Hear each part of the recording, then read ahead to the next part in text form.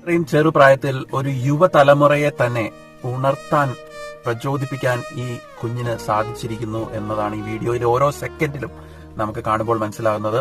അത്രയ്ക്ക് വലിയ ഒരു ശാരീരികവും മാനസികവുമായ ഭാരം നെഞ്ചിൽ ചുമന്നുകൊണ്ടാണ് ഈ കുഞ്ഞ് നമ്മളെ ഇവിടെ ജീവിക്കാൻ പഠിപ്പിക്കുന്നത്. അപ്പൊ നമ്മൾ ശ്രദ്ധിച്ചു നോക്കിയാൽ അറിയാം, ആ ഒരു ചെരുപ്പ് പോലും ഇട്ടിട്ടില്ല. സ്കൂള് വിട്ടു വന്ന് കഴിഞ്ഞിട്ടാകണം തന്റെ കുടുംബത്തിലെ ഈ ഉന്തുവണ്ടിയിൽ പൂക്കൾ വിൽക്കാൻ വേണ്ടി ഇറങ്ങി തിരിച്ചതാണ്. മഴയും എന്ത് പ്രതികൂല ജീവിത സാഹചര്യങ്ങളെല്ലാം നേരിട്ട് തന്നെയാണ് തന്റെ ആ കുടുംബത്തെ സഹായിക്കാൻ വേണ്ടി തയ്യാറായി ഇവിടെ വന്നിരിക്കുന്നത്. ഇതിൽ ഏറ്റവും പ്രത്യേകത എന്താണെന്ന് വെച്ചാൽ, തനിക്ക് അത്രയും വലിയ ജീവിത പ്രയാസങ്ങൾ ഉണ്ടായിട്ട് പോലും അതിന്റെ ഒരു സൂചന പോലും ആ മുഖത്ത് കാണിക്കുന്നില്ല എന്നുള്ളതാണ്.